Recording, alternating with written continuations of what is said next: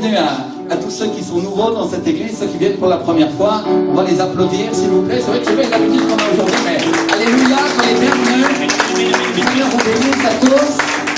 Et aujourd'hui, Dieu a un plan pour chacun d'entre vous. Alléluia. Alors, je voudrais qu'on ferme nos yeux, on va se tenir debout un instant, et juste on prie, et on dit, Seigneur mon Dieu, parle-moi, cher Saint-Esprit. Parle-moi, Seigneur.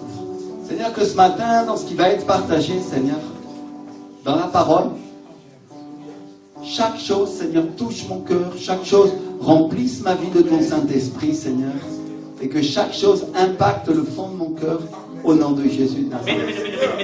Ainsi soit. Amen. Et Amen. Alléluia. Seigneur, toute la gloire pour Dieu, toute la gloire. Si, Seigneur. Dans la Bible, dans le livre du prophète Samuel, on connaît l'histoire de David qui est appelé par Dieu alors qu'il est encore un pasteur, alors qu'il garde des brebis de son père. Et il est oint par le prophète Samuel pour être roi d'Israël à la place de Saoul, qui était le premier roi, duquel l'Éternel se repent de l'avoir choisi comme roi. Et Samuel lui donne l'onction. Dites avec moi l'onction. L'onction. Amen. Et l'onction, c'est la présence du Saint-Esprit. L'onction pourrait définir ça en disant simplement que c'est Dieu Tout-Puissant avec toi, Dieu Tout-Puissant sur toi. Amen. Dites avec moi l'onction, la présence du Saint-Esprit. Amen. Et David se rend à la bataille, il va pour affronter Goliath, qui est l'image d'un démon duquel le peuple d'Israël a très peur, parce que tous les soldats tremblent.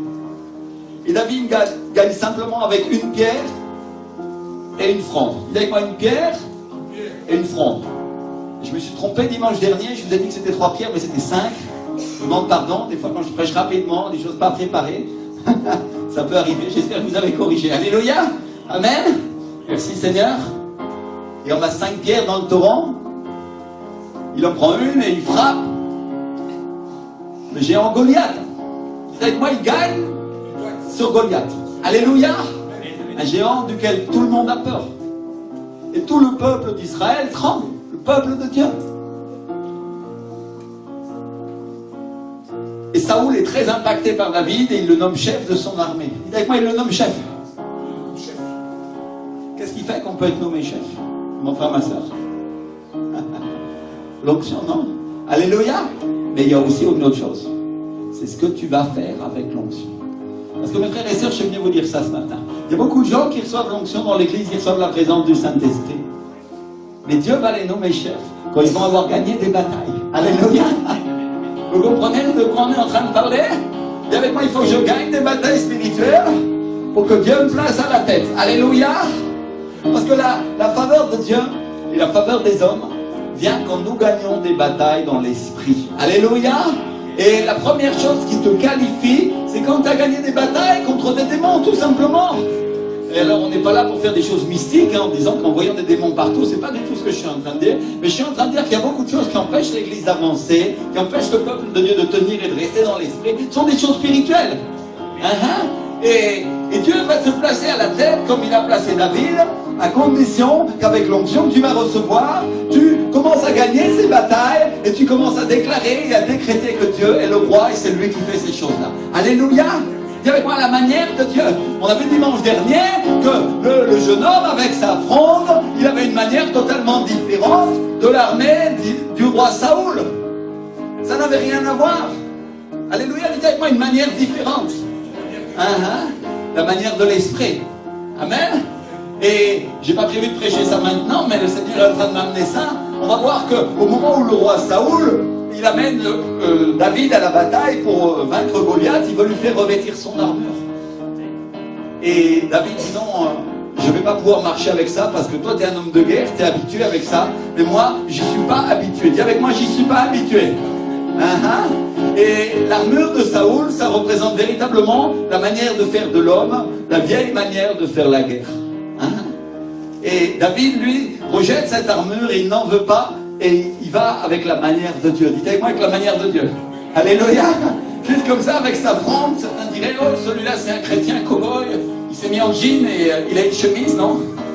Il ne manque plus que le chapeau. Et David est là, et allez, et il frappe Goliath, non? Alléluia.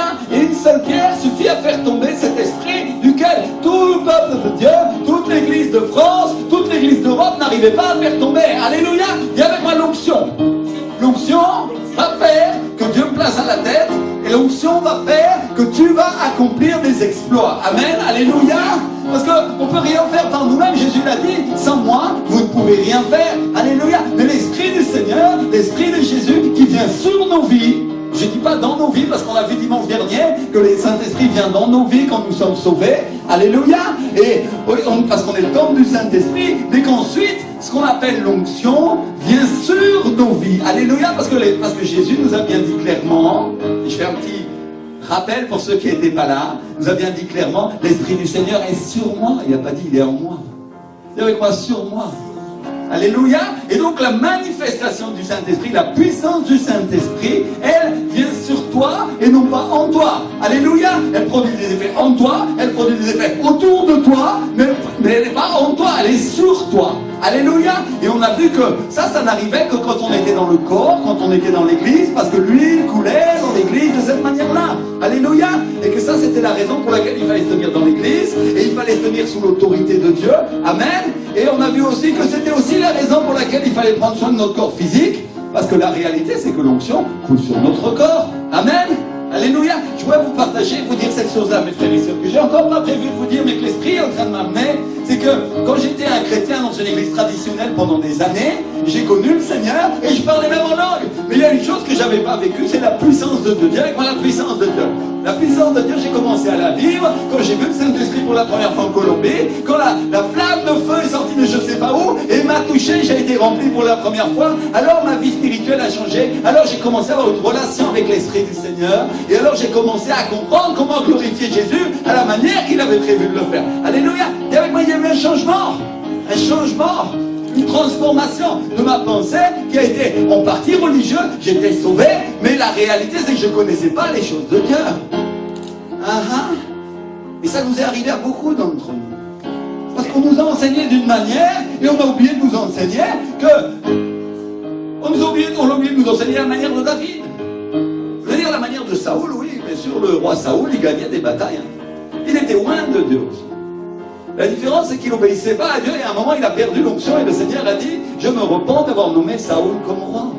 On parle d'un chrétien, on parle d'une chrétienne qui faisait sa propre volonté et qui, au lieu d'écouter la voix du Saint-Esprit, et au lieu d'écouter Dieu, eh bien, commençait à écouter la voix des hommes et commençait à agir à la manière de l'homme. Et parfois, mes frères et sœurs, nous devons nous rendre compte que l'Église, nous sommes des êtres humains. L'Église, parfois, a oublié la présence du Saint-Esprit. Et elle l'enseigne comme étant une chose, alors qu'il est une personne. Et a oublié d'avoir une relation avec lui. Et mon frère, ma soeur, la relation que tu peux avoir avec l'Esprit du Seigneur, l'expérience que tu peux avoir, va conditionner la bataille chrétienne, va conditionner l'onction. Dis avec moi l'onction. Elle va conditionner la manière dont tu peux recevoir, et elle va conditionner le résultat de la bataille que tu mènes dans le Seigneur pour finir ta course. Ouh. Là, il y en a qui sont en train de se dire « Oh, pasteur, j'ai compris si on m'avait dit ça avant. » Alléluia. Et je voudrais te dire qu'en 2008, quand j'ai vu et fait cette expérience-là, j'entendais mon pasteur, le pasteur Ricardo, prêcher ces choses-là. J'ai dit « Seigneur, si on m'avait dit ça avant, j'aurais pas perdu 10 ans en essayant dans des choses vaines. » Bien sûr, j'ai appris ta présence, j'ai appris beaucoup de choses, mais je n'avais pas appris comment te glorifier de cette manière-là. Alléluia. Amen. Dis avec moi l'expérience. L'expérience. Et on a vu dimanche aussi que, très rapidement, très brillamment, que David, c'était un chantre. David, c'était un adorateur. Et que dans son chant, là où il gardait les brebis de son père, il était un pasteur. Berger, c'est pasteur. L'ancien mot français pour berger, c'est pasteur. Alléluia. Et il adorait Dieu. Et il glorifiait Dieu. Et quand il va à la bataille, il dit une chose. Il dit, je déchirais le lion et l'ours. Alléluia. Et Dieu qui m'aidait à faire ça. Moi, je te mets au défi de déchirer un lion ou un ours. Tu vas aller aux autres Vincennes, peut-être. Tu descends dans la cage et puis on va voir si tu fais encore le fier. Devant 200 kilos de muscles avec des griffes et des... Et waouh. Là, tu vas être là, tu vas faire ouh. David, un jeune homme de 17 ans, rappelez-vous quand, messieurs, quand vous aviez seulement 17 ans, vous n'étiez pas comme ça, vous étiez comme ça, non? Et David se levait et déchirait le lion et l'ours. Et il a dit au roi Saoul, qui lui donnait des conseils, il en sera de même avec ce Philistin, c'est un circoncis. Dites avec moi, c'est un circoncis. Alléluia. Je vois que tu te lèves un instant. Lève-toi aussi, mon frère Massé. Et tu déclares avec moi. Je n'ai pas prévu de faire ces choses-là, mais le Saint-Esprit nous conduit vers des choses élevées, choses prophétiques pour déclarer. Alléluia. Moi aussi, je vais déchirer le lion et l'ours. Déclare-le au nom de Jésus de Nazareth. Et il en sera ainsi de ce Philistin, de cet incirconcis qui s'est élevé contre le peuple de Dieu, qui s'est élevé contre l'Église de France et qui l'a empêché d'avancer dans les choses de l'Esprit, au nom de Jésus de Nazareth. Ainsi soit. Amen. Et Amen. Alléluia. Assieds-toi et juste commence à croire que le Seigneur va commencer. Alléluia. Merci Seigneur. Alléluia. Gloire à Dieu. Merci Seigneur. Et donc David est nommé à la tête de l'armée. Et au fur et à mesure que David commence à gagner des batailles, il se rend compte que Dieu a choisi David, le roi Saoul. Il se rend compte que Dieu est en train de se retirer de lui et que l'Esprit de Dieu est en train de passer sur David. Il est sur David. Alléluia. Et il commence à devenir jaloux. Et jaloux au point de le tuer. Désire sa mort. Au point que David est obligé de s'enfuir. Il épouse la fille du roi, qui s'appelle Michal. Et Michal, un soir, qui a appris que son père veut le tuer, elle le fait descendre par la fenêtre pour sauver sa vie. Et David s'enfuit. Et il s'enfuit chez les Philistins, qui sont leurs ennemis, qui sont les ennemis du peuple d'Israël. Imaginez-vous. Ils viennent tuer leur héros et après ils s'enfuient chez eux. Et les serviteurs de Akish, le roi des Philistins, ils le reconnaissent, ils disent, est-ce que c'est pas là David, roi du pays?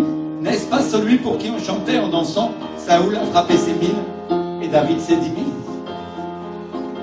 Parce que ça c'est le refrain que, on a vu ça les dimanches précédents, que ça c'est le refrain que le peuple de Dieu chantait. Il voyait David passer, et il disait, il a vaincu ses 10 000. Saoul a vaincu ses 1000, mais David, ses 10 000. Alléluia. Et là, c'est de là que viennent les mathématiques célestes. Un peu contre 1000, et 2 contre 10 000, non? Alléluia. Est-ce que la double onction peut plus, mon frère, ma soeur? On va voir ça comme ça. Est-ce que la double onction peut plus? Bien sûr que oui, mon frère. Il y a une présence du Saint-Esprit qui va venir sur ta vie, qui sera double. Double de ce que tes frères et sœurs avaient auparavant. Le Seigneur te dit aujourd'hui, je viens avec puissance, je viens avec force. Et il y a une liberté qui vient pour l'Église. Mais il y a une chose que tu dois tenir en compte, c'est que tu vas être plus loin que tes frères. Sois humble, dit le Seigneur. Alléluia. Sois humble, te dit l'Esprit. Parce que mon Esprit vient sur ta vie. Alléluia. Si Seigneur. Et donc le peuple de Dieu chantait ça. Saoul évidemment. À moi qui suis le roi, on m'attribue les 1000, et à lui on lui attribue les 10 000. Et donc David s'enfuit. Vous avez vu le changement qui se passe? David a l'onction, David a la victoire, il a la présence du Saint-Esprit avec lui. Dieu est avec lui dans toutes ses voies et dans tout ce qu'il fait. Et il est menacé de mort par le roi lui-même. Il est obligé de sortir comme un voleur du palais par la fenêtre en pleine nuit et de s'enfuir chez ses ennemis les Philistins, et il est reçu par le roi de ses ennemis. Imagine si t'es comme si t'étais reçu chez le diable. T'as pas envie, non? Ça c'est certain. Et le roi Akish, heureusement le roi c'était pas le diable, merci Seigneur, mais il le représente même pas, mais il représente une certaine forme d'inimitié, non? On pourrait dire comme ça. Et ils le reconnaissent, Et la Bible dit que David a très peur du roi des Philistins. Il dit avec moi, il a peur. Et il décide de se faire passer pour fou et il laisse sa salive couler le long de sa barbe. Comme un fou. Je l'imite bien, ça va? et il prend son couteau et son glaive et il fait des marques sur les portes. Comme quelqu'un qui est bon à enfermer, non? Comme ces types qu'on met dans les asiles. Non? Et il n'est pas fou du tout. Hein. On ne parle pas d'être fou, d'être assez fou, parce que le monde est rempli de fous. Et donc le roi le regarde et il dit, est-ce que je manque de fou pour que vous m'ameniez celui-ci et vous me rendiez témoin de ses extravagances? Faut-il qu'il entre dans ma maison? Ça c'est 1 Samuel, chapitre 21, verset 15. Alléluia. Est-ce que je manque de fou pour avoir encore un fou chez moi? Et ça c'est la sagesse de Dieu. Alléluia. Dis avec moi, sagesse de Dieu. Combien savent que la sagesse de Dieu c'est une folie pour les hommes? Alors regarde ton voisin, regarde ta voisine et dis-lui, Dieu va te faire faire. Dieu va te faire faire des choses qui vont paraître une folie pour d'autres hommes. Alléluia. Mais ce sera une sagesse pour le Seigneur. Dis avec moi, sagesse. Alléluia. Je ne parle pas de faire n'importe quoi dans l'église, hein, parce que Dieu est un Dieu d'ordre. On est bien d'accord. Et je parle de faire des choses qui sont poussées par l'Esprit du Seigneur et qui sortent de la pensée, qui sortent de la logique humaine. Alléluia. Merci Seigneur. Alléluia. Certains vont te prendre pour un fou, mais rassure-toi, tu ne seras pas bon enfermé à l'asile. Parce que s'il vient un fou ici, le démon de folie, il va être chassé au nom de Jésus. Amen. Alléluia. Merci Seigneur. Mais la folie de Dieu, c'est une sagesse. Amen. L'apôtre Paul, dans le livre de Corinthiens, en 1 Corinthiens 18 à 21, nous dit, car la prédication de la croix est une folie pour ceux qui périssent, mais pour nous qui sommes sauvés, elle est une puissance de Dieu. Dis avec moi, puissance de Dieu. Aussi est-il écrit, je détruirai la sagesse des sages et j'anéantirai l'intelligence des intelligents. Où est le sage? Où est le scribe? Où est le disputeur de ce siècle? Dieu n'a-t-il pas convaincu de folie la sagesse du monde? Car puisque le monde avec sa sagesse n'a point connu Dieu dans la sagesse de Dieu, il a plu à Dieu de sauver les croyants par la folie de la prédication. Dites avec moi, la folie de la prédication. Alléluia. Ça veut dire que, enfin ma soeur, tu as déjà dû l'expérimenter. Quand tu prêches Jésus et Jésus-Christ crucifié, déjà ça c'est une folie pour les gens. Déjà la plupart du temps, quand tu parles du nom de Jésus dans la société en France, les gens se disent, celui-là il est cinglé, c'est un illuminé, non? Alléluia. Si un jour on te dit que tu es un illuminé, toi tu vas dire, Alléluia. Ma soeur, donne-moi ta main. Je suis, Alléluia, illuminé pour Jésus. Tu es capable de dire ça? Ah oui, je suis sûr. Alléluia. Je suis illuminé par Jésus. S'il te dit que tu es un fou furieux pour Jésus, alors toi tu vas déclarer exactement la même chose. Ouais, je suis fou furieux pour les choses de l'évangile. Gloire à Dieu, fou furieux amoureux de Dieu. Amen. Alléluia. Parce que la première chose que les gens attendent dans le monde, c'est que tu te justifies. Tu essayes de, comment diraient les Espagnols, apaciguar, non? De tranquilliser. Oh, je ne suis pas un chrétien si furieux que ça. Tu sais. Non, non, non. Je suis un chrétien complètement furieux. Amen. Gloire à Dieu, rempli du Saint-Esprit, rempli de la puissance de Dieu, Carole. Et si mes voisins me regardent avec des yeux comme ça, Patrick. Oh, le commissaire. Tu vois de qui je parle? Et celui-là est devenu dingue, il est tombé sur la tête. Il a dû passer sous sa tondeuse. Et l'Esprit du Seigneur s'empare de moi et va me dire, repens-toi.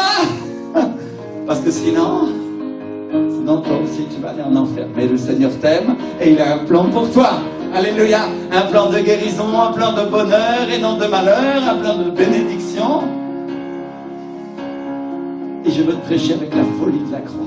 Alléluia. J'ai l'air fou, mais je suis plus sage que toi. Tu ne vas pas lui dire, mais tu vas lui montrer. Amen. Merci Seigneur. Qu'est-ce qu'il y a de dire Amen à ça? Amen. Alléluia. Ainsi soit.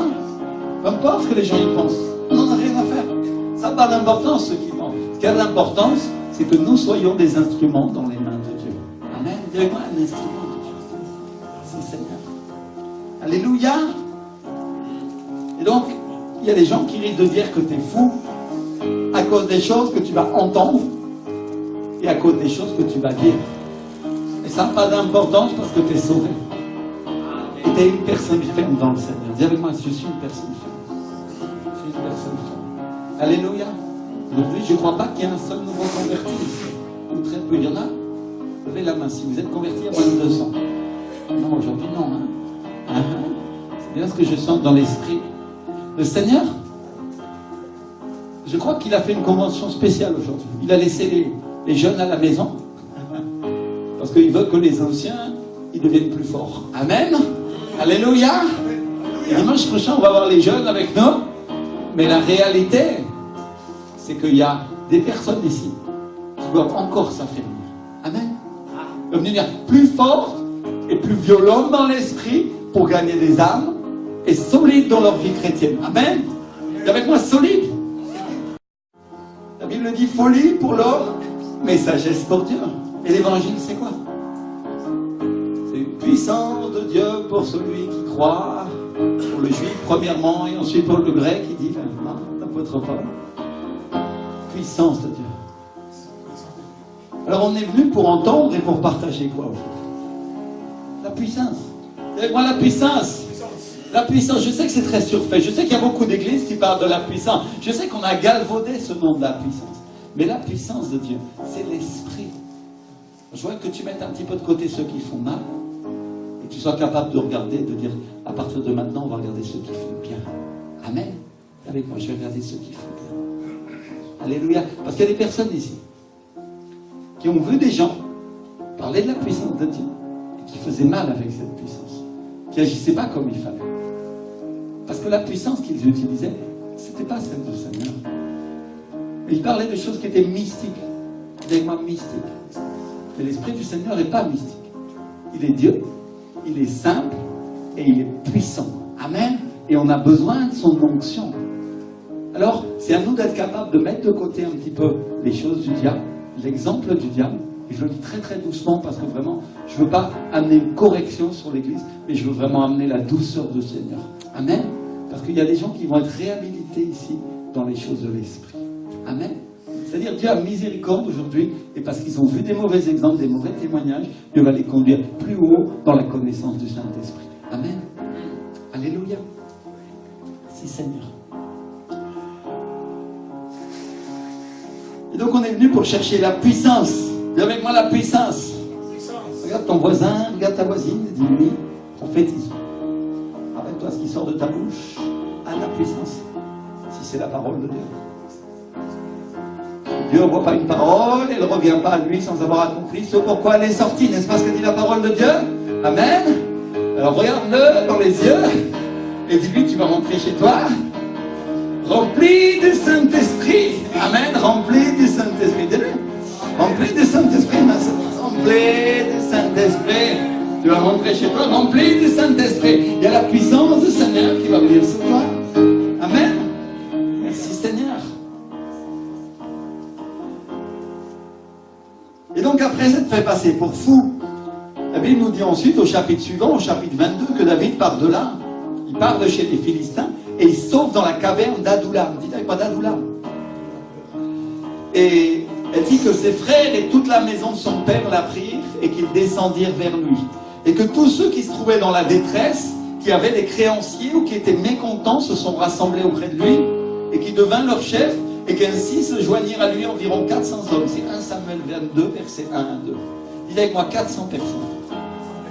400 personnes qui se sont joints à David dans la caverne d'Adoulam.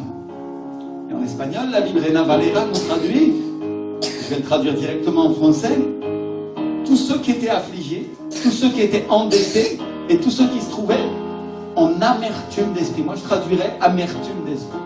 Alléluia. Il y a avec moi des gens amers. Amers. Et le mot utilisé, c'est mara, qui est un mot hébreu qui veut dire amertume, amer, mais aussi en colère. Et peut-être c'est pour ça que les traducteurs de la Bible Louis II en français, ils ont traduit mécontent. Dis avec moi mécontent. mécontent, on perd un petit peu du sens, parce qu'on perd le sens d'amer, mais on gagne le sens de colère. Vous voyez, le problème avec la traduction, c'est un petit peu ça. Je vais reprendre cet exemple de mon pasteur, le pasteur Ricardo, qui disait quand ils ont dû faire une Bible pour les Indiens d'Amazonie, ils ont dû traduire dans leur langue, et que quand il disait ton péché va être plus blanc que la neige, les Indiens, ils n'avaient jamais vu de neige. Alors les traducteurs, ils ont dit blanc comme la pulpe de noix de coco. C'est vrai, c'est pas une mauvaise traduction. Le problème, c'est qu'on perd le sens, par exemple, de la fraîcheur dans ces cas-là. Alors les Indiens disent, waouh, la noix de coco, c'est blanc. Ok, je vais être blanc comme ça, non, blanc comme la noix de coco. Gloire à Dieu, mes péchés seront plus là. Mais on perd aussi le sens de la fraîcheur. Vous voyez, quand on traduit, c'est pour ça que c'est bien parfois de revenir à l'original, et c'est bien de regarder les différents sens, parce que le Saint-Esprit va nous guider dans ces différents sens, parce que dans une langue, un mot peut avoir plusieurs sens. Et selon la manière dont il est utilisé, selon le contexte, eh bien, il va prendre plus ou moins ce sens, ou plus ou moins celui-là. Alléluia. Et gloire à Dieu, on a le Saint-Esprit pour nous enseigner. C'est pas quelque chose d'intellectuel, c'est quelque chose de spirituel, qui va nous aider à mieux comprendre la parole du Seigneur. Amen. Un peu comme si on parlait un peu hébreu ou un peu grec. Amen. Merci Seigneur. C'est-à-dire que quand on commence à étudier ça, on va commencer à comprendre, si on est guidé par le Saint-Esprit, quelque chose comme si aujourd'hui il n'y avait que des Hébreux ou des Grecs, que c'était dans leur tradition de comprendre ces mots-là, et que c'est quelque chose qu'ils comprendraient immédiatement. Mais pour nous, ça nous demande une explication, non? Pour nous, ça nous demande d'approfondir un petit peu et la culture et le sens du mot, parce que sinon, on perd une partie de la puissance. Dis avec moi la puissance. Et l'évangile, c'est une puissance de Dieu pour celui qui croit. Amen. Et pour celui qui ne croit pas, évidemment. Mais pour celui qui croit, puissance. Amen. Merci Seigneur. Et donc on peut imaginer à cause de quoi ils étaient mécontents, ces gens-là. On peut imaginer à cause de quoi ils étaient amers. La Bible ne nous le dit pas, elle ne le précise pas, mais elle nous dit qu'ils étaient endettés, elle nous dit qu'ils avaient des dettes. Elle nous dit aussi qu'ils étaient dans la détresse, et elle nous dit qu'ils étaient affligés. Dites avec moi, affligés. Et donc on parle de gens qui avaient des problèmes à cause du diable, des gens qui devaient de l'argent à des gens, et des gens qui étaient opprimés, un peu comme certains d'entre nous ici, non? Alléluia. Et on peut supposer pourquoi ils étaient amers, parce que certains sûrement l'étaient à cause des difficultés de la vie, et d'autres peut-être parce que les choses ne marchaient pas comme ils auraient voulu, non? On parle de gens, on parle de gens qui appartenaient au peuple de Dieu, on parle de juifs, aujourd'hui on parlerait de chrétiens, si on voulait amener ça aujourd'hui, qui étaient avec le roi Saoul, qui est une image du gouvernement de l'homme, et qui voulaient voir le règne de Dieu, qui voulaient voir le gouvernement de Dieu s'établir dans leur vie. Amen. Combien sont comme ça ici? Merci Seigneur. Je vous dis qu'à moi ça m'est arrivé en 2008, et le gouvernement de Dieu a commencé à s'établir comme il fallait. Alléluia. Dieu a utilisé d'autres personnes pour me faire grandir. Et après, à un autre moment, Dieu a utilisé les gens de l'esprit parmi les plus grands pour me faire grandir plus vite et plus haut. Amen, merci Seigneur. Parce qu'il y a une chose que tu dois savoir. On ne peut pas donner ce qu'on n'a pas reçu. Et il y a des personnes ici qui sont dans des difficultés, elles sont dans un problème parce qu'elles ne savent pas quoi décider, parce qu'elles veulent recevoir plus, mais elles ont du mal avec leur ancienne église, elles ont du mal avec les choses d'avant, et elles sont en train de dire, Seigneur, qu'est-ce que je dois faire? Et l'Esprit du Seigneur te dit, laisse-toi conduire par moi, parce que je t'amènerai en haut, je te montrerai avec qui je suis, et je te montrerai avec qui je ne suis pas, te dit le Seigneur. Alléluia. Alléluia. Oui, tout le monde ferme les yeux, tout le monde prie un instant, et dit, Saint-Esprit, révèle-moi. Saint-Esprit, parle-moi. Saint-Esprit, enseigne-moi. Saint-Esprit, conduis-moi à toute la vérité. Au nom de Jésus de Nazareth. Amen. Et Amen, Seigneur. Et qu'il n'y ait aucun regret dans mon cœur sur les choses anciennes que je peux laisser, que je peux abandonner. Parce que toutes choses sont faites nouvelles. Au nom de Jésus de Nazareth. Amen. Et Amen, Seigneur. Alléluia. Gloire à Dieu. Merci, Seigneur.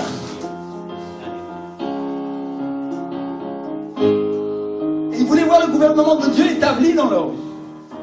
Et il y a une chose qu'on doit savoir, mes frères et sœurs, c'est que le gouvernement de Dieu, le règne de Dieu, c'est un règne de l'esprit. Vous savez quoi de l'esprit?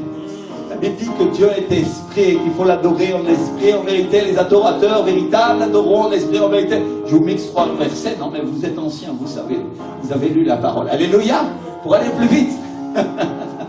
Et donc, Dieu est esprit. Et il faut que tout en toi soit esprit, soit dirigé par l'esprit, pour pour pouvoir marcher dans les choses de l'esprit, parce que les choses de la chair ne se conduisent pas avec les choses de l'esprit. Alléluia. Les choses de l'esprit ne se conduisent pas avec les choses de la chair. Pardon, vous avez rétabli? Amen. C'est un petit peu comme si tu pilotais un avion. On va essayer d'amener ça à un exemple plus terrestre. C'est pas prévu de le faire, mais ça va nous aider à comprendre peut-être. Peut-être si tu pilotais un avion avec des commandes de vol, tu te souviens que dans le temps, ils avaient des palonniers. Vous avez déjà vu ces palonniers? On dirait une sorte de manche comme ça qui bouge. Et tous les vieux avions se pilotent comme ça. Vous allez voir tous ces vieux avions comme ça. Mais les nouveaux avions, ils ne se pilotent pas du tout comme ça. Ils se pilotent, vous avez vu les pilotes des Airbus, des Boeing d'aujourd'hui, ils ont une sorte de joystick tout petit là. Oui. Même les bateaux aujourd'hui, on les pilote comme ça. Et c'est pas pareil. C'est pas la même chose. Et il y a certains avions que les pilotes peuvent piloter avec une interface, on va dire, dans laquelle, avec leurs yeux, l'ordinateur arrive à calculer la trajectoire pour le missile, pour viser, et ils peuvent tirer sans même avoir appuyé sur un bouton. Et il y a même des gens qui sont en train de travailler sur des interfaces qu'on appelle neuronales, dans lesquelles ils voudraient brancher carrément le cerveau du pilote pour qu'il soit... Ils sont dingues, mais bon, on est bien d'accord, non? Je ne suis pas en train de promouvoir ça, mais je voudrais juste utiliser l'exemple. Pour que le pilote il puisse simplement connecter et piloter avec sa pensée. Donc, peut-être que la différence entre les choses de la chair et de l'esprit pourrait s'imaginer de cette manière-là, si vous me permettez cet exemple. Osez, non? Que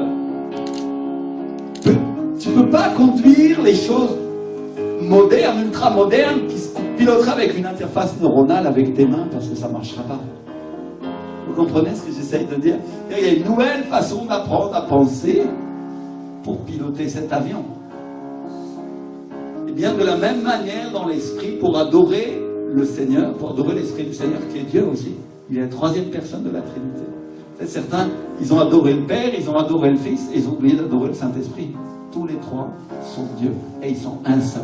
Amen. Et je voudrais vraiment ramener ça à chaque culte, et je vais le répéter, et le redire encore, et te redire que si tu le considères comme un objet, t'as tout faux, parce que c'est une personne. Alléluia. Et quand tu le connais comme une personne, tu vas commencer à comprendre comment il pense, comment il agit, et il va commencer à te parler, il va te montrer sa manière de faire. Dis avec moi, sa manière, et pas la mienne. Ça veut dire... Tout ça pour vous dire, je suis en train de vous prêcher ce qu'on vous a toujours prêché, soyez renouvelés par le renouvellement de votre intelligence. Parce que l'apôtre Paul nous a dit. Alléluia. Simplement, je l'ai expliqué d'une autre manière. Je l'ai expliqué avec un exemple qui parfois nous permet de comprendre mieux. Amen. Que certaines choses de notre manière de penser ancienne, de notre pensée d'homme ou de femme, doivent être refaites par l'Esprit du Seigneur pour commencer à rentrer dans cette vision, à rentrer dans la présence du Saint-Esprit. Amen. Merci Seigneur. Alléluia. Et si on veut voir le règne de Dieu, c'est le Saint-Esprit qui doit diriger dans nos vies. Parce que c'est lui qui dirige le royaume. C'est lui qui souffle. C'est lui qui donne la direction dans laquelle on doit aller. C'est lui qui donne la direction dans laquelle on doit se rendre. La Bible dit que seuls ceux qui sont conduits par l'Esprit de Dieu sont fils de Dieu. Celui qui n'est pas conduit par le souffle du Saint-Esprit, est-ce qu'il est fils de Dieu? Je te laisse répondre toi-même à cette question. Mais alors pose-toi la question, à quel pourcentage de ma vie je suis conduit par l'Esprit du Seigneur? Et tu sauras où t'en es. Et au lieu de te condamner, de laisser le diable te condamner, de te dire, regarde, tu n'y arriveras jamais, tu vas dire, Seigneur, j'ai besoin de ta grâce. Alléluia. Fais-moi grâce, Seigneur, pour connaître les choses de l'Esprit, comme l'apôtre Paul les a connues, comme l'apôtre Pierre les connaît. Alléluia. Comme Élie, comme Élisée les connaissait, comme le roi David les connaissait. Amen. Oh. Et donc Dieu le Père donne les ordres, Dieu le Fils aussi, le Seigneur Jésus, évidemment, bien sûr. Mais celui qui souffle, c'est son esprit qui nous conduit à toute la vérité. Dites avec moi, toute la vérité. Si tu veux voir son royaume s'établir dans ta vie, il faut l'écouter lui. Il faut que tes oreilles soient attentives au Saint-Esprit. Il faut que tu sois attentif à sa voix. Amen. Dis avec moi, attentif. Et donc ils ont vu David, le peuple de Dieu a vu David, ils ont vu qu'il était attentif à sa voix. Il était attentif à la voix du Saint-Esprit. Et ils ont vu l'onction. Dites avec moi, ils ont vu l'onction. Ils ont vu la présence du Saint-Esprit sur sa vie. Ils se sont rendus compte que le Saint-Esprit était avec lui. Et qu'est-ce qu'ils ont commencé à faire? Ils ont commencé à le suivre.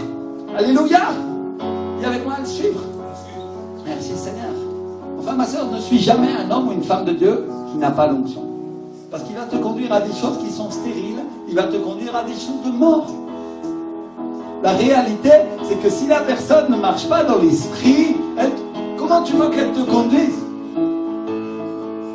Certains ils vont à des églises religieuses où le pasteur est un homme gentil et il veut bien faire.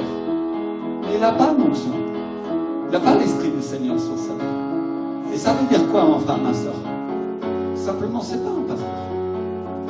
C'est comme un curé qui a la connaissance, mais qui n'a pas la puissance. On est d'accord? Alléluia, vous comprenez?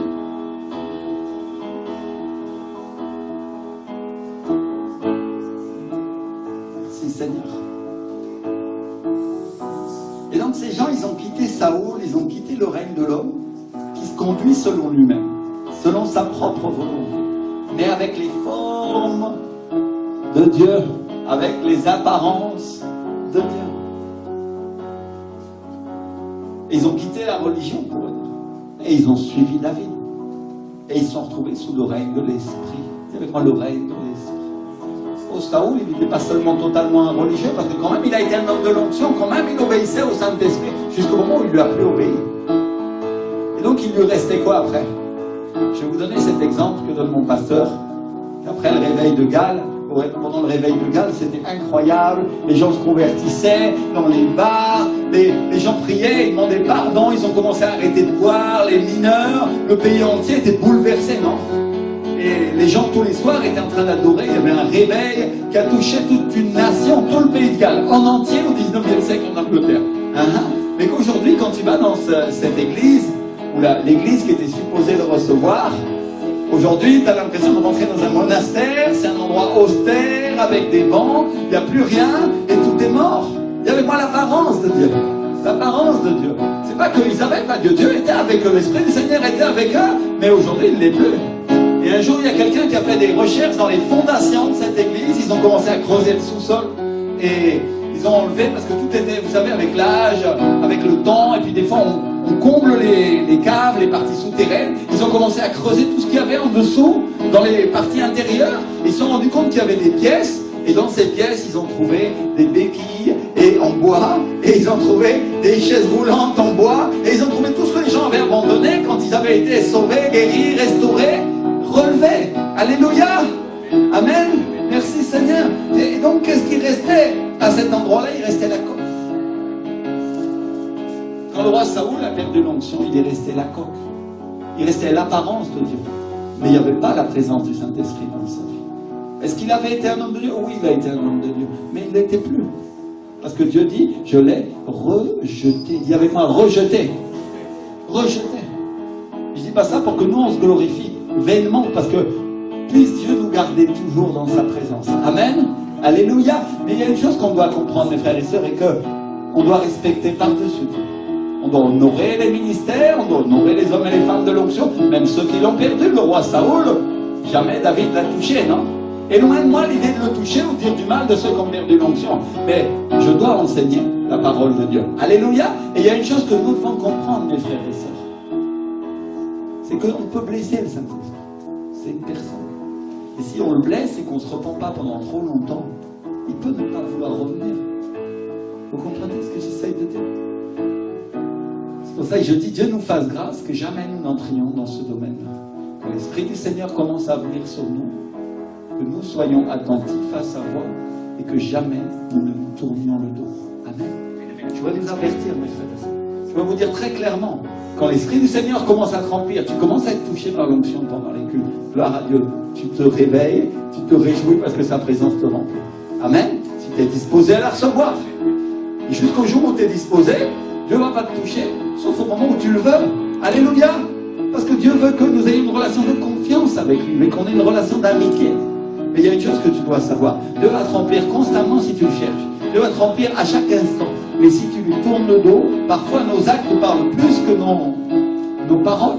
Des fois on dit on veut servir Dieu, puis après on ne va plus à l'église, puis après on fait ce qu'on a envie, et puis après, et on commence à blesser Dieu, non? Et là oui, mon frère, ma soeur, il se peut qu'on perde l'onction.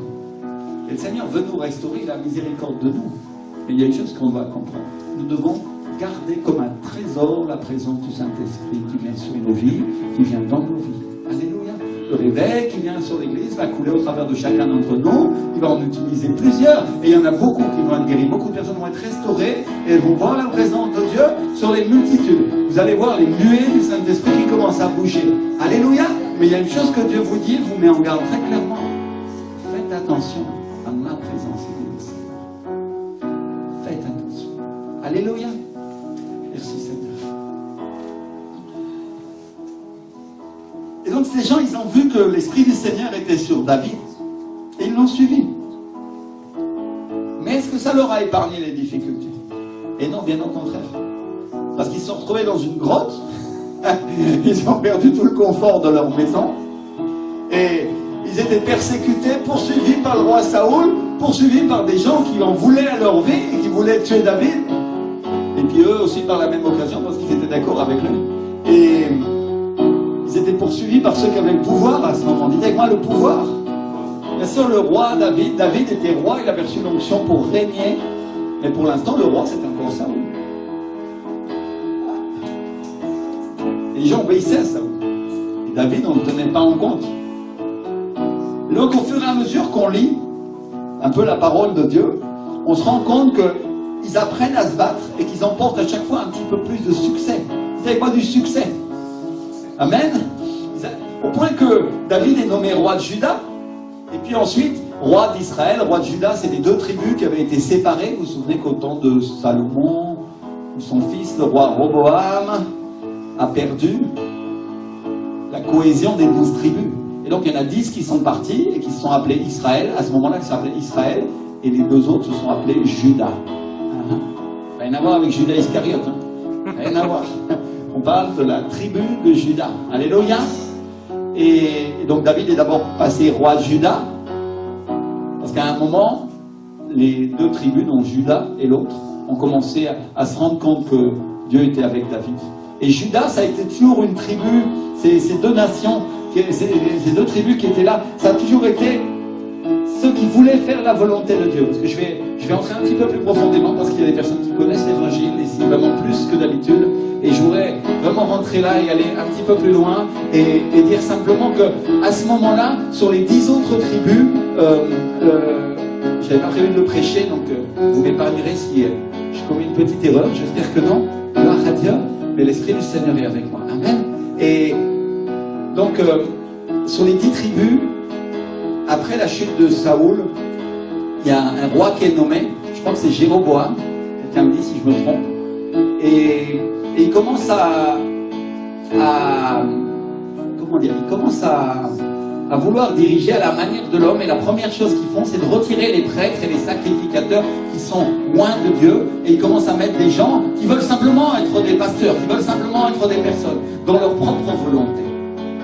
Mais la tribu de Juda, elle fait pas ça du tout. Elle décide d'avoir des hommes de Dieu qui sont toujours des hommes de l'onction, elle décide d'obéir à Dieu dans la mesure du possible.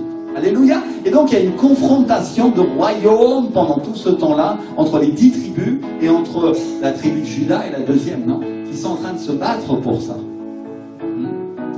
Merci Seigneur.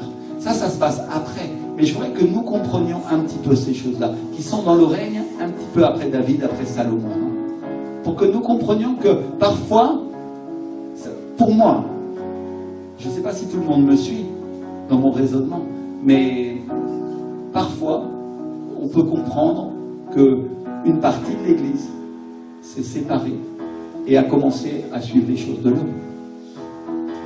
Et ce qui était intéressant à comprendre dans cette partie-là, c'est que les 10 tribus, ils étaient plus. C'était majoritaire à ce moment-là, non?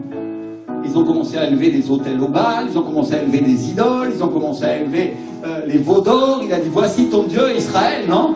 Alors que le roi des tribus de Juda, ils ont dit tout le contraire. Eux, ils ont voulu suivre Dieu, ils ont voulu continuer à servir le Seigneur. Il y avait avec moi division. Et mes frères et sœurs, je crois que pendant des années ici en France, il y a eu une division dans l'Église. Ça a commencé entre les protestants et les catholiques. Et puis, ça a commencé ensuite dans l'Église avec les évangéliques, au sein de notre propre mouvement, mes frères et sœurs. Je ne sais pas vraiment si je suis évangélique ou charismatique, ou gloire à Dieu, la seule chose que je sais, je sais, j'aime le Saint-Esprit. Merci Seigneur, et j'aime Jésus. Alléluia. Alors les dénominations n'ont pas d'importance, mais je voudrais faire un petit peu d'histoire, juste pour nous amener à comprendre les choses que nous devons vaincre aujourd'hui. Amen. Et donc, comme il y a eu cette division dans le royaume, certains voulaient suivre Dieu et d'autres ne voulaient pas suivre Dieu. Une fois que les choses sont mises en perspective, ça nous aide à comprendre un petit peu. Avant. Parce que là, j'ai fait un saut dans l'avant, dans le futur, non? Et on est parti après Salomon, après le fils de David, et je vous ai juste parlé de ça, mais je crois que le Seigneur veut juste mettre en balance ces choses-là, que vous les gardiez à l'esprit dans les choses que je vais expliquer maintenant. Amen. Parce que Dieu veut qu'on comprenne. Et donc le roi David, qui n'est pas encore roi d'ailleurs, est dans sa caverne, et les gens qui sont avec lui apprennent à se battre. Dites avec moi, ils apprennent à se battre. Et au fur et à mesure, ils commencent à gagner. Au point qu'en 2 Samuel 23, la Bible nous dit, voici les noms des vaillants hommes qui étaient au service de David. Dites avec moi les vaillants. Les vaillants. Alléluia, pas les voyants, hein, Georges. On t'entend là. Hein. Les vaillants. Les vaillants, amen. C'est l'accent roumain. Hein. Merci Seigneur. Alléluia, gloire à Dieu pour les Roumains. Merci Seigneur. Amen. Toutes les langues, toutes les nations. Quelle langue et quelle nation on a ici? Tout le monde crie sa nation. Qu'est-ce qu'on a? Alléluia. Madagascar, l'Argentine. Qu'est-ce qu'on a d'autre? La Martinique. La Côte d'Ivoire, mon frère. Le Vietnam, ma sœur aussi. Le Vietnam, gloire à Dieu. La Colombie, je sais. On a la Suisse, on a la France. Comme ma sœur au fond. Comment? Côte d'Ivoire, et toi? Haïti. Oh, merci Seigneur. Et Roumanie, merci Seigneur. On a entendu la Roumanie. Hein. Ils veulent être plus, les Roumains. Vous avez vu, hein? Vous avez intérêt à prêcher l'évangile, parce que sinon les Roumains, ils vont vous dépasser. Hein. Attention. Merci Seigneur. Hein. Gloire à Dieu. Waouh, il y a de plus en plus de nations. Hein. Et il y a tous ceux qui ne sont pas là aujourd'hui encore. Qui sont malades, qui n'ont pas pu venir. Mon frère, ma soeur. Alors, ces gens-là, ils deviennent les vaillants. Dites avec moi les vaillants. Amen. Et la Bible nous donne ensuite leur nom. Elle nous parle de Josheb, Bachevet, vous m'excuserez si la prononciation n'est pas correcte, le Tachkémonite, qui était un des principaux officiers. Et elle nous dit que ce vaillant-là, il a pris sa lance, il l'a brandi sur 800 hommes, et qu'il les a fait périr en une seule fois. Mon frère, ma soeur, je te vois bien tout seul avec ta lance en face d'une armée de 800 personnes, et en une seule fois, tu les fais mourir. Alléluia. Wow. 800 adversaires. Merci Seigneur. Et la Bible nous parle ensuite d'Éléazar, le fils de Dodo. Rien à voir avec les couettes, hein, on est d'accord? Le fils de Dodo. Et elle nous dit que son papa, le papa de Dodo, il s'appelait Ashoshi. Et que c'était le grand-père d'Éléazar. Et elle nous dit qu'Éléazar, c'était un des 3 guerriers qui ont affronté avec David les Philistins, qui étaient rassemblés pour combattre, pendant que les hommes d'Israël se retiraient sur les hauteurs. Et elle nous dit qu'il s'est levé, qu'il a frappé les Philistins jusqu'à ce que sa main soit fatiguée et jusqu'à ce qu'elle reste attachée à son épée. Alléluia. Alors, je ne sais pas si vous comprenez, si vous imaginez, mes frères et sœurs, que quand une personne a tellement frappé l'ennemi avec son épée, elle ne peut plus retirer sa main parce que les muscles de sa main sont paralysés sur l'épée. Alléluia. Et mon frère, ma sœur, je crois que la Bible nous parle d'un homme courageux, elle nous parle d'un homme qui est fort et vaillant et qui n'a pas peur de se tenir face à l'ennemi pour protéger ses frères jusqu'à ce qu'il n'ait plus de force. Il se tient aujourd'hui avec l'épée de l'esprit dans le champ et il dit: vous ne passerez pas. Alléluia. Et se tient avec la parole de Dieu. Il dit: vous ne passerez pas contre mes frères. Ce champ appartient à Dieu. Je vois que l'Église soit capable d'être communier comme ça, mais dire: vous ne passerez pas contre les personnes à qui on a prêché l'évangile récemment, à celles qui sont venues, celles qui vont venir au nom de Jésus. Tout le monde soit capable de se tenir avec son épée, avec la parole de Dieu, et de décréter et de déclarer que nous sommes les vaillants. Alléluia. Et nous avons le courage pour vaincre au nom de Jésus de Nazareth. Alléluia. Jusqu'à ce que les muscles soient attachés à l'épée, mon frère, ma soeur. Merci Seigneur. Alléluia. Jusqu'à ce qu'il n'ait plus de force, il s'est tenu là tout seul et il a eu la victoire. Alléluia. Il avait montré qu'il y a une grande délivrance de la part de Dieu. Amen. Combien de nos frères et sœurs ont besoin d'être délivrés? Mon frère, ma soeur, combien ne sont pas fiables devant Dieu sont des gens qui vont à l'église que de temps en temps. Quand ils ont besoin, ils prennent Dieu pour un pompier et Dieu les arrose, Dieu les secoue et quand ça va bien, alors ils repartent dans le monde faire un petit tour. Non, mon frère, ma soeur, Dieu veut des gens fermes et le Seigneur veut les sauver. Alors c'est à nous de prier et de les arracher aux griffes du diable s'il dit la parole. Alléluia. Est-ce que David ne disait pas qu'il arrachait les brebis de la gueule du lion? Alors mon frère, ma soeur, s'il y a un diable qui les empêche de venir, s'il y a un démon qui leur dit aujourd'hui tu ne viendras pas, toi tu vas prier, tu vas commencer à l'arracher. Amen. Tu vas commencer à le sortir de sa bouche au nom de Jésus et tu vas l'appeler au téléphone et tu vas prier pour lui et tu vas dire Seigneur au nom de Jésus jusqu'à ce qu'il tienne ici, qu'il grandisse et qu'il soit ferme à tes côtés au nom de Jésus de Nazareth. Amen. Et s'il n'y a pas assez, tu n'as pas la sagesse pour le faire, Dieu s'appuiera et il te donnera plus de sagesse. Amen. La Bible dit que nous n'ayons pas honte de demander au Seigneur plus de sagesse parce qu'il nous donne des bonnes choses. Amen. Qui est la sagesse de Dieu? Le Saint-Esprit, mon frère, ma soeur. Si tu passes du temps avec lui, tu vas être rempli de la sagesse de Dieu et tu sauras quoi faire. Et tu sauras comment défaire les pièges du diable et ce qu'il a mis dans la pensée de ton frère ou de ta soeur. Amen. Amen. Merci Seigneur. Dis avec moi, nous sommes les vaillants. La Bible dit que c'est l'ombre des choses à venir dans l'Ancien Testament, non? Merci Seigneur. Donc on est les vaillants. Merci Seigneur. Et la Bible nous parle ensuite de Shama, le fils d'Agé, d'Araph, qui s'est placé au milieu du champ de lentilles et qui l'a protégé des Philistins. Elle dit qu'il s'est placé au milieu du champ et qu'il a battu les Philistins et que Dieu a opéré une grande délivrance. Donc on parle de quelqu'un qui a protégé le peuple de Dieu, on parle de quelqu'un qui a protégé ses récoltes, qui a protégé ses fruits, qui a protégé ses finances, parce que c'est avec ça qu'il mangeait, et donc c'était leur argent. Et il s'est tenu devant, au milieu de ce champ, et il a dit aux Philistins, vous ne passerez pas. Alléluia. On parle de gens qui sont en train de se tenir pour les finances de l'église, qui sont en train de se tenir pour les finances des serviteurs de Dieu, de ceux qui servent, et dire Seigneur, dans la prière, et de dire au nom de Jésus, vous ne passerez pas. Et on parle de gens qui sont aussi en train de semer, non? Parce que c'est une manière d'entretenir la vie. Et le diable vole, on remet encore, et on commence à prier. Au nom de Jésus, tu lâches ces choses-là. Au nom de Jésus, tu vas lâcher. Au nom de Jésus. Alléluia. Mon frère, ma soeur, les vaillants. Dis avec moi les vaillants. Ceux qui sont courageux. Ceux qui se tiennent là. Mon frère, ma soeur. Ceux qui disent, ah, ce jour-là, il y a tel et tel frère qui ne sont pas venus. Ils ne vont pas semer leur offrande. Moi, je vais semer une offrande plus grande. Comme ça, le royaume de Dieu va avancer. Et pendant que l'autre, il est en train de prier pour leur âme, moi, je prie pour que l'église se maintienne au nom de Jésus. Alléluia. On parle de gens qui sont des soldats. Il n'y a pas des soldats, on parle de gens qui sont impliqués. Être un leader dans l'église, mon frère, ma soeur, ça implique que tu es capable de voir ce qui manque et ce qui n'est pas fait. Tu es capable de dire, ah, ce travail-là n'est pas fait, alors je vais le faire parce qu'il n'y a personne pour le faire. Amen. Merci Seigneur. Dis avec moi, vaillant. Vaillant, soldat, courageux. Merci Seigneur. Alléluia. Donc l'Ancien Testament, n'oubliez pas, c'est l'ombre des choses à venir. Une image des choses qui allaient venir. Sous David, des ennemis de chair et de sang qui devaient combattre et tuer. Mais à nous qui sommes sous la grâce, des ennemis spirituels, des anges déchus qui détruisent la terre et qui attaquent le peuple de Dieu. Est-ce que tu crois que quand tu es malheureux, quand tu es opprimé dans ta vie spirituelle ou dans ta vie personnelle, tu crois que ça ne vient pas du diable, mon frère, ma soeur? Tu crois que ça vient que des êtres humains? Bien sûr que non.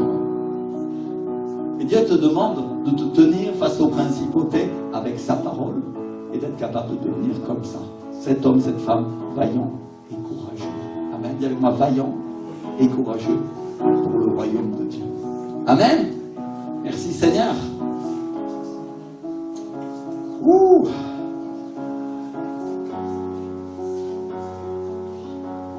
La Bible nous dit clairement en Éphésiens 6, verset 12, nous ne combattons pas contre la chair et le sang, mais contre les dominations, contre les autorités, contre les principautés de ce monde de ténèbres et contre les esprits méchants dans les lieux célestes. Et avec moi, les esprits méchants. Il y a des esprits méchants qui viennent et qui attaquent l'Église. Il y a des esprits méchants qui viennent et qui attaquent ta vie. Et ton travail, comme serviteur et comme servante de Dieu, c'est de tenir avec la parole et de les vaincre. Amen. Alléluia. Bien sûr, Dieu, il ne va pas demander ça au petit frère, il ne va pas demander ça à celui qui vient de se convertir il y a un mois, parce qu'il a déjà du mal assez avec sa propre vie, mais à celui qui sait, à celui qui connaît la parole, à celui qui est plus ferme, à celui qui veut grandir et s'affermir encore, celui-là, oui, Dieu va lui demander. Alléluia. Merci Seigneur. Tu veux de la promotion? Il faut gagner des combats. C'est là que l'Esprit du Seigneur vient et il te met une barrette là, il dit, à gagner un combat contre le diable avec le découragement, à gagner un combat contre l'ennemi, à gagner au nom de Jésus. Alléluia. Pourquoi? Parce que c'est tenu face à l'ennemi et il n'a pas lâché face aux circonstances. À gagner face au découragement dans l'église, face aux problèmes, face aux difficultés. Qualifié, dit le Seigneur. Amen. Certains ils pensent que quand on a des problèmes, on a des épreuves, on a des tourments, on a des circonstances, on va être fichu. C'est tout le contraire, mon frère, ma soeur.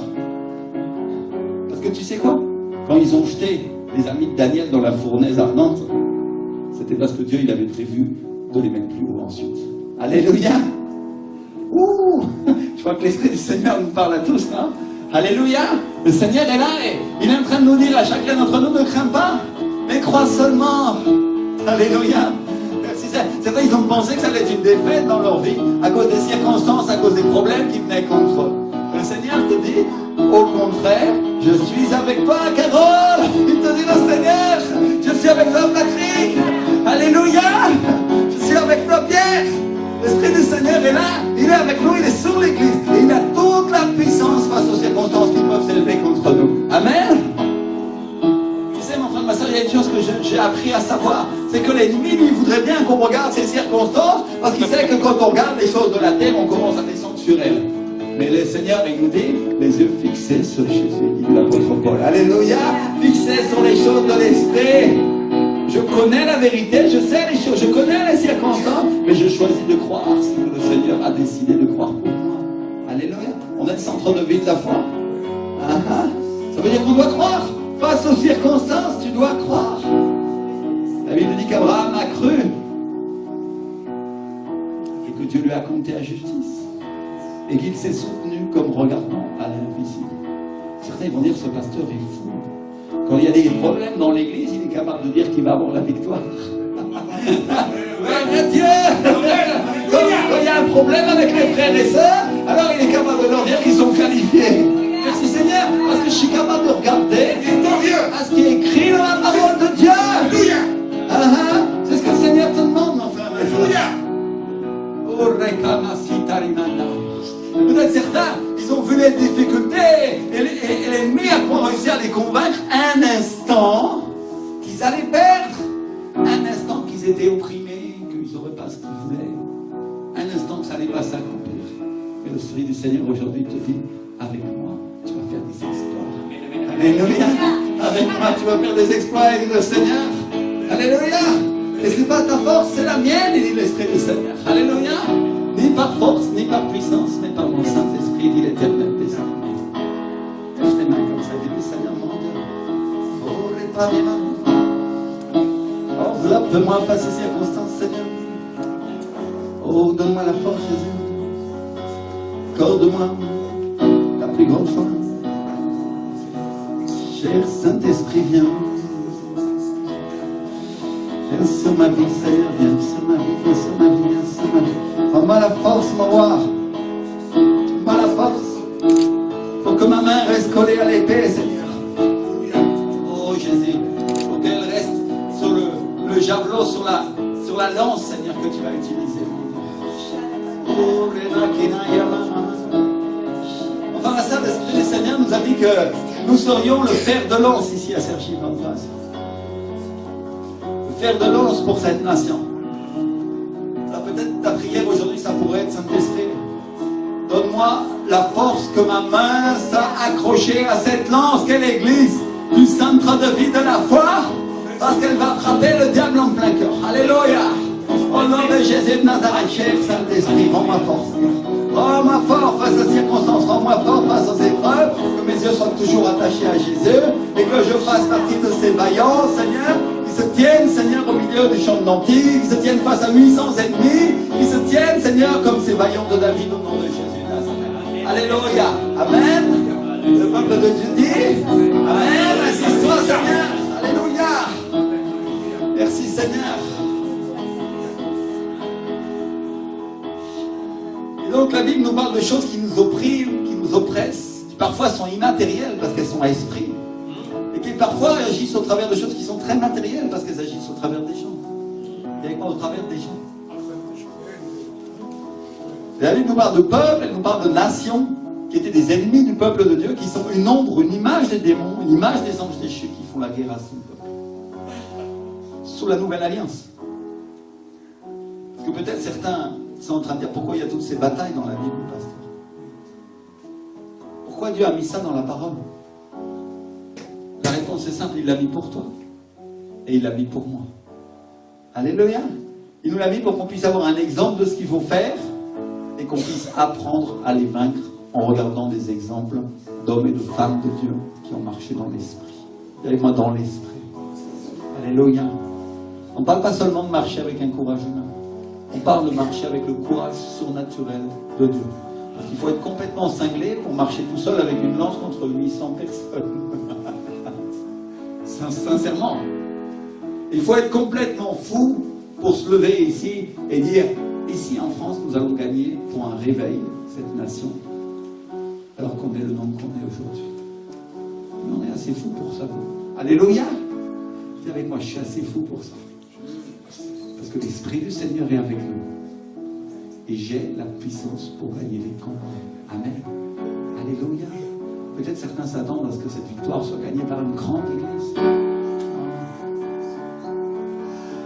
Dieu utilise les faibles pour confondre les forts. Rappelle-toi. Alléluia, celui qui pensait qu'il n'avait rien, il n'avait pas la force. Celui qui passait des épreuves, qui passait des difficultés, qui disait je ne vais pas y arriver, je ne vais peut-être même pas sauver ma vie, mon ministère. Peut-être même pas, je vais réussir et rester garder ma place dans le royaume de Dieu. Et le Seigneur te dit aujourd'hui, tu es qualifié.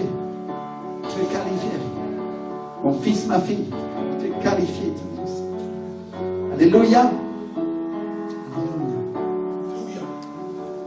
Si Seigneur.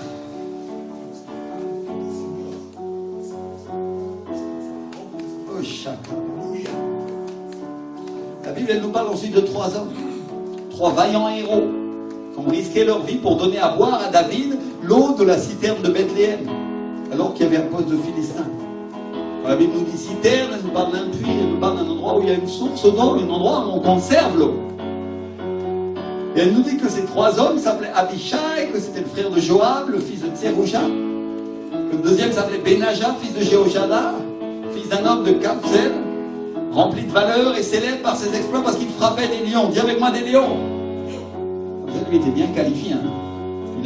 Il frappait des lions. La Bible nous dit clairement, celui-là, il frappait des lions.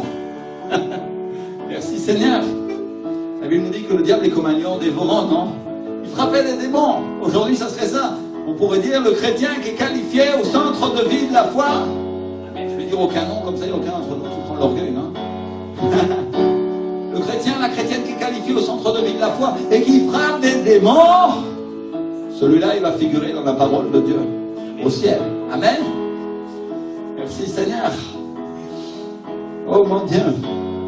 Pourquoi je dis ça? Parce que la Bible dit que Dieu a écrit un livre dans lequel il se souvient de nous. Parce qu'il y en a qui se plaignaient que Dieu a écrit un livre, a écrit mémoire de tout ce que tu as fait dans ta vie chrétienne pour le royaume de Dieu. Il s'en souvient. Amen. Et il se souvient de tes exploits. Si tu prends le livre de Daniel, que tu regardes qu'un jour, dans ce livre-là, ou le livre d'Esther plutôt, un jour dans le livre d'Esther, si tu regardes qu'un jour, Mardoché sauve la vie du roi, et on veut le pendre, et le jour où ça doit arriver, le roi prend les chroniques, et il commence à lire, parce qu'il n'arrive pas à dormir, il a un problème de sommeil, et il commence à lire, je crois que c'est un eunuque qui lui lit la parole, elle lui lit les chroniques, et là ça me dit, et Mardoché a sauvé la vie du roi tel jour, en dénonçant tel acte et telle chose, et ce jour-là, le roi pose la question, est-ce qu'on l'a récompensé? Et l'eunuque lui dit non. Alors, il dit, alors demain, on va demander au Premier ministre, Amon, de le récompenser. Il lui pose la question, il dit, qu'est-ce qu'il faut faire pour récompenser un tel homme? Alors lui, il croit que c'est pour lui, alors il dit, on va le promener sur le cheval du roi, avec le manteau du roi, et un type devant va crier. Je ne sais plus ce qu'il crie exactement, mais voici Mardoché qui a sauvé la vie du roi. Non? Et finalement, c'est Amon, c'est son ennemi qui doit le faire. Mon frère, ma soeur, il y a un livre des chroniques qui est écrit en ta faveur. Dieu se souvient des actes que tu as fait pour son royaume.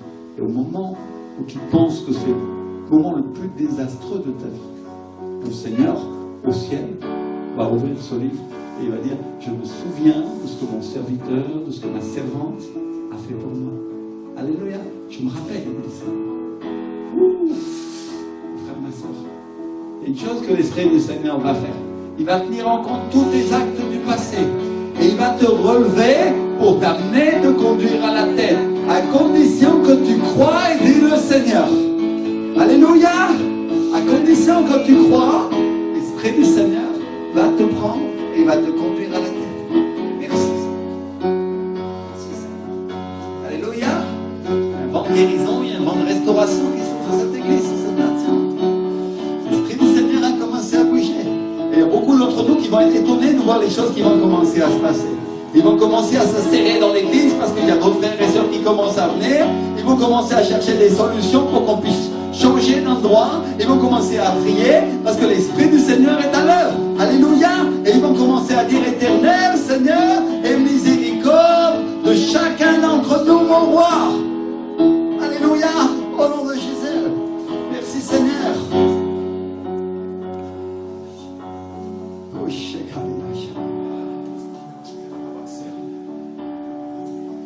Et elle nous parle du troisième, Bénaja, fils de Jéhojada, qui était le plus célèbre des trois et le plus considéré des 30.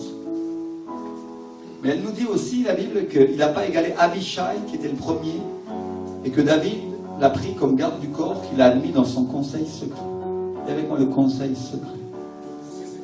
Je ne sais pas si tu te rends compte, mon frère, ma soeur, ce que ça veut dire d'être admis dans le conseil secret de David, qui représente le Seigneur, qui est une image, qui est une représentation de Jésus, de notre Seigneur. Alléluia. Je ne sais pas si vous réalisez ce que ça veut dire d'être admis dans l'endroit où il délibère avec ses conseillers. Si vous comprenez ce que ça veut dire de se tenir à l'endroit où le roi prend des décisions sur les batailles qu'ils vont mener, sur l'endroit où ils vont aller, sur la stratégie employée et sur la manière dont ils vont faire pour empêcher l'ennemi d'avancer. Si tu veux une image de comment ça peut se passer, une image de comment ça se passe au ciel, tu peux lire le livre du prophète Ésaïe. Au chapitre 6. Le prophète est emmené au ciel, il voit le Seigneur sur un trône très élevé, et il voit les anges. Dis avec moi, il voit les anges. Et il voit les séraphins au-dessus de lui qui se crient l'un à l'autre, Saint, Saint, Saint, et le Seigneur, l'Éternel des armées. On connaît tous ce passage. Tout le monde l'a déjà lu. Alléluia. Ésaïe chapitre 6. Et toute la terre est remplie de sa gloire. Et il entend la voix du Seigneur qui dit, qui enverrai-je? Qui marchera pour moi? Et le prophète lui répond, me voici, envoie-moi. Ça, c'est précisément le moment où Dieu est en train de résoudre une affaire avec Israël. Parce qu'Israël a été infidèle et Dieu est en train de tenir conseil. Il y a un conseil secret de Dieu qui se passe au ciel. Et le prophète Ésaïe est amené dans ce conseil. Il ne participe pas au jugement, mais il a l'opportunité, il a l'occasion de dire, moi j'irai, Seigneur, envoie-moi. Alléluia. C'est ça, être admis dans le conseil secret de Dieu. Il a pu entendre tout ce que disait Dieu. Il a pu entendre, tu pourras lire au chapitre 5 d'Ésaïe, tout ce qu'Israël a fait mal et comment Dieu veut la châtier et comment Dieu veut la punir. Et ensuite, il peut être chargé de cette mission et d'annoncer la parole pour qu'il se repente. Alléluia. Wow. Avec moi le conseil de Dieu. Alors, est-ce que tout le monde comprend comment on peut être admis à ce conseil? Au conseil du Seigneur? Mon frère, ma soeur, je crois que dans le livre de Samuel, on voit l'histoire des vaillants de David. La Bible nous parle assez et nous montre que c'est un homme qui a fait des exploits devant Dieu, qui est admis au conseil du roi David. Est-ce que tu ne crois pas que le prophète Ésaïe est admis au ciel dans ce conseil? Bien sûr, on sera tous admis au ciel dans Jésus, c'est une certitude, mais tout le monde ici n'est pas admis dans le conseil secret avec le Saint-Esprit, avec les anges, pour savoir ce que Dieu va faire sur ce pays, sur cette nation. Tout le monde ne participe pas à ces choses-là. Et donc cet homme-là est admis parce qu'il a fait des exploits pour Dieu. Alléluia. Parce qu'il a reçu l'onction. Dans le cas d'Ésaïe, c'est une onction prophétique. Alléluia. Et il a commencé à servir le Seigneur avec cette onction. Et il a commencé à accumuler des résultats dans la présence de Dieu. Et Dieu lui permet d'entrer dans ce conseil. Alléluia. Est-ce que tu crois que ça a changé? Dieu, aujourd'hui, n'est pas différent. S'il veut que tu rentres dans ce conseil et que tu entendes des choses secrètes qui sont cachées, qui sont en haut, ce que Dieu va faire pour la France, ce que Dieu va faire pour ce pays, ce qu'il va faire avec le président Macron, ce qu'il va faire avec chacun d'entre nous, mon frère, ma soeur.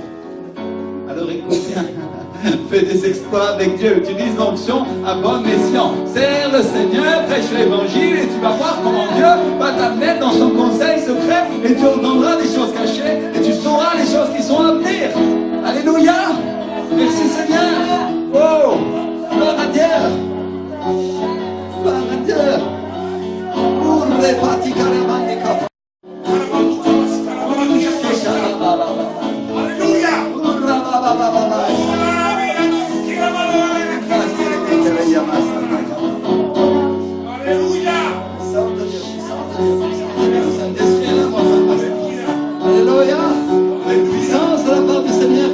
Tout le monde se lève, on va se tenir debout, on va commencer à clamer pour l'onction.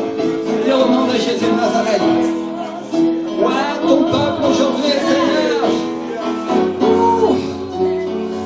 Et la présence du Saint-Esprit vient. L'onction commence à couler. Alléluia, je vois que Carole et Patrick puissent venir devant à l'instant. Je vois des personnes se tiennent derrière eux, s'il vous plaît. Approchez-vous, mon frère.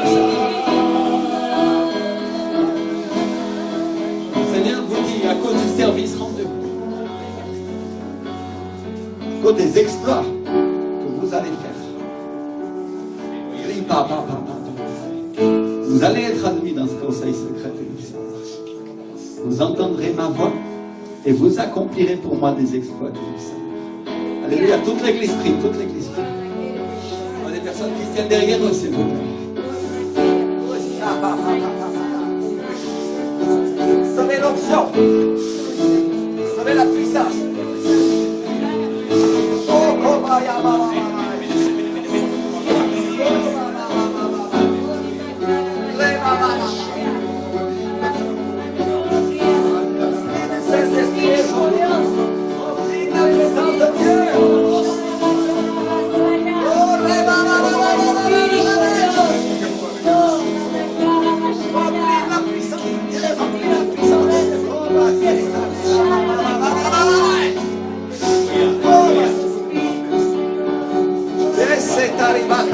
L'Esprit du Seigneur te dit, tu auras de l'intimité avec moi. Tu entendras ma voix et je serai avec toi dans les moments difficiles comme dans les moments faciles, te dit l'Esprit du Seigneur. Il y a une conséquence qui vient sur ta vie de ce que tu as cru, dit le Seigneur. Tu vas accomplir avec foi ce que tu ne pensais pas accomplir dans le passé. Et l'Esprit du Seigneur te dit, je suis avec toi, belle Marguerite, dit le Seigneur. Oh, Shekareman de Foya. Toute l'église prie, toute l'église prie, toute l'église prie. Lève tes mains vers le Seigneur et dis-lui, Seigneur.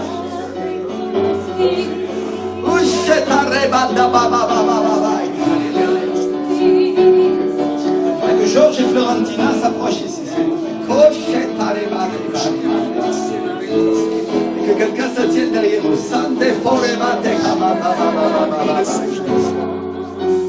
Et le Seigneur vous dit, vous allez entendre ma voix. Il y a un souffle qui va venir sur vous et qui va se déposer sur votre famille. Et vous allez savoir ce que je vois, dit le Seigneur. Prépare-toi, prépare ton cœur, te dit le Seigneur.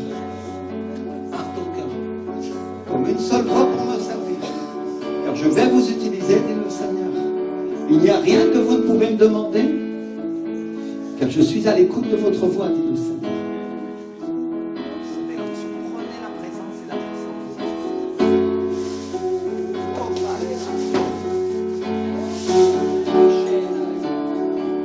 Remplis-la, mon Dieu. Remplis-la, Seigneur. Présence puissante de Dieu. Oh, c'est là qu'elle est négligée. Reçois. Oh, c'est arrivé. Mes parents viennent le s'il vous plaît. Approchez-vous un instant.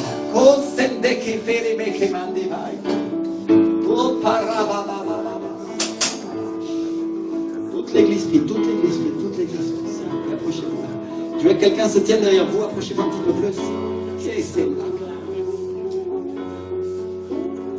Seigneur te dit, papa, tu as été fidèle. Et il y a une personne que tu portes dans ton cœur et que tu veux amener dans l'église, dit le Seigneur. Fais-le. Fais-le, te dit le Seigneur.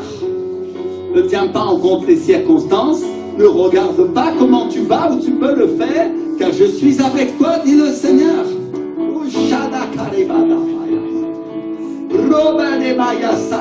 Et je vais restaurer ta famille, te dit le Seigneur.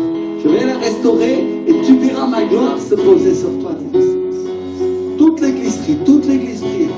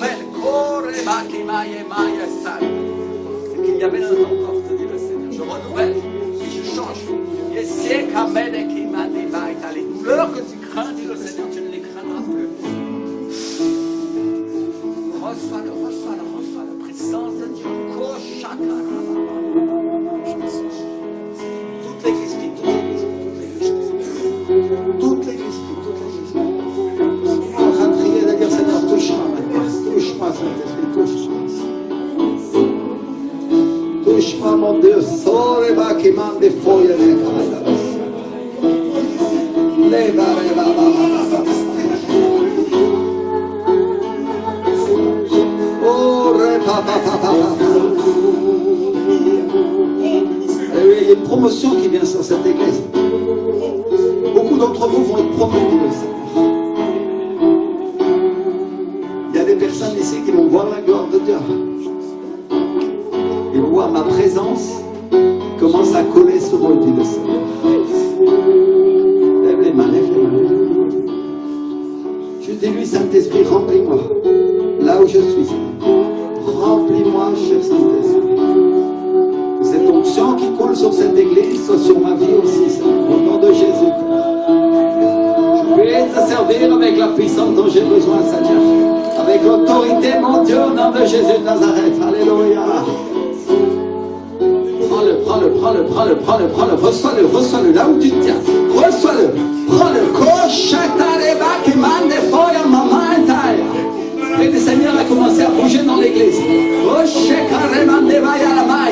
n'as pas besoin qu'on t'impose les mains parce que l'Esprit du Seigneur lui-même va te toucher. Tout seul. Prends-le.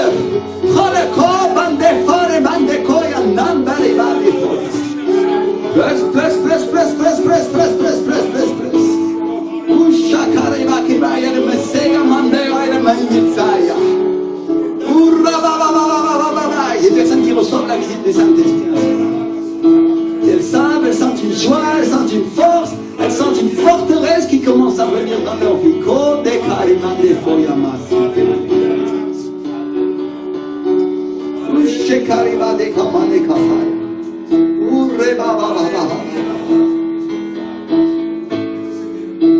Le Seigneur restaure ton ministère, te fortifie en ce moment même. En ce moment même. Oh, Shadakabaya Mama. Des personnes ici qui ne sont pas passées devant. Mais le Seigneur est en train de les toucher elle-même. Oh, Shetakaria. Elles sentent la force. Elles sentent que l'huile qui coule sur cette église commence à couler sur elle. Et le Seigneur te dit, prends soin de cette onction, prends soin. Prends soin mon fils, prends soin ma fille, te dit le Seigneur, car elle est précieuse. Oh, Sadakare Baba, je te demanderai autant que tu en voudras, dit l'Esprit du Seigneur. Mais je te demande une chose, prends-en soin, de l'Esprit.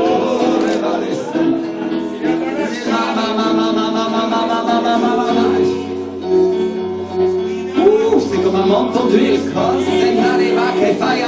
qui touche l'église en ce moment. C'est comme un manteau qui se pose sur elle. Prends-le,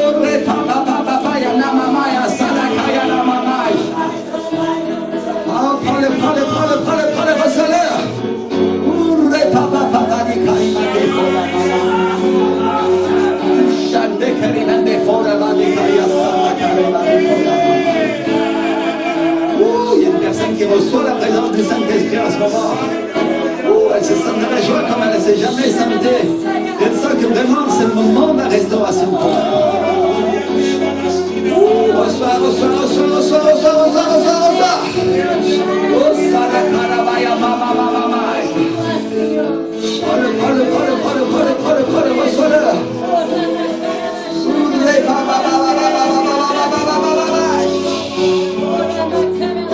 Tout est l'esprit. Seigneur mon Dieu, que ton nom est précieux, que ton nom est glorieux, que ton nom est majestueux.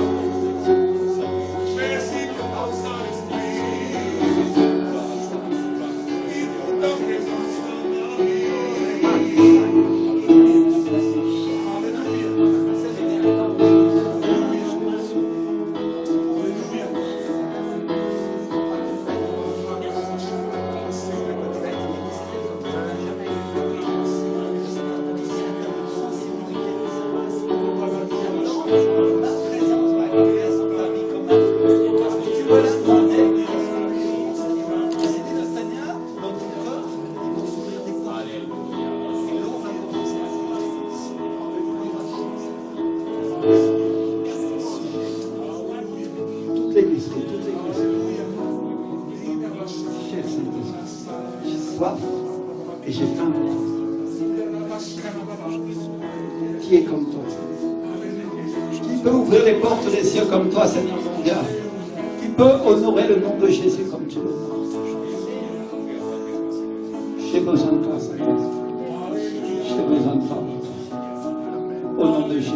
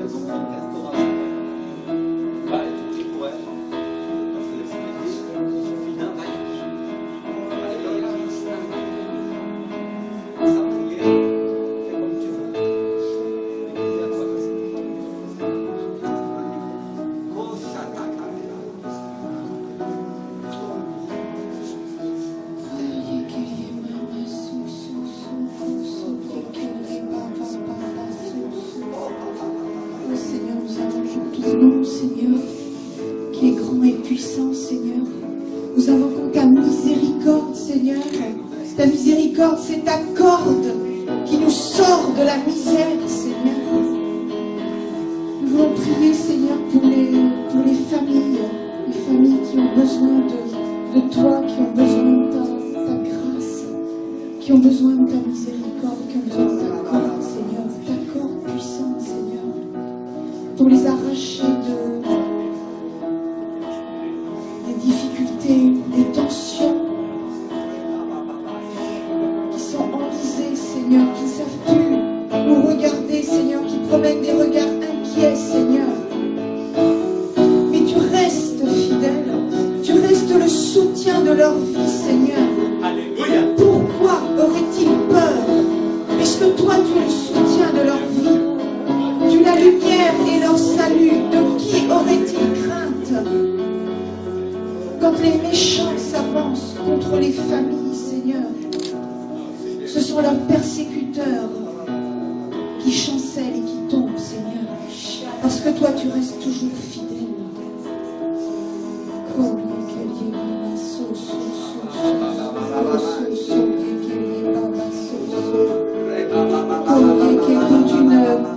Une armée nombreuse, Seigneur, une multitude se lève contre ces familles, Seigneur, qui sont dans la difficulté, Seigneur.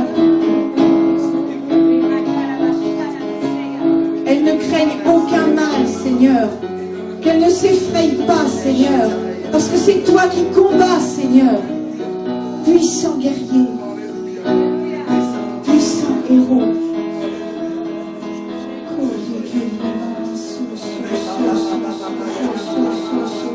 De leurs yeux, elles regarderont et elles verront la rétribution des méchants, parce que tu es leur refuge éternel. Tu es leur refuge. Ta miséricorde durera toujours. Ta miséricorde durera toujours, Seigneur. Toujours, tu renouvelles tes bontés chaque matin, Seigneur. Sur chaque famille, Seigneur. Tu essuies les larmes, Seigneur.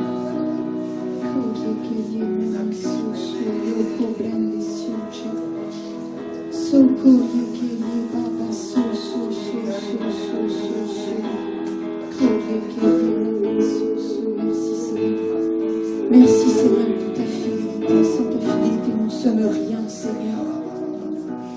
Sans ta grâce, nous ne sommes rien, Seigneur. Garde mes yeux levés vers toi, Seigneur. Parce que c'est de toi que nous vient le secours, Seigneur. Tu es le secours de toute famille. Tu es le secours de tout être humain, Seigneur.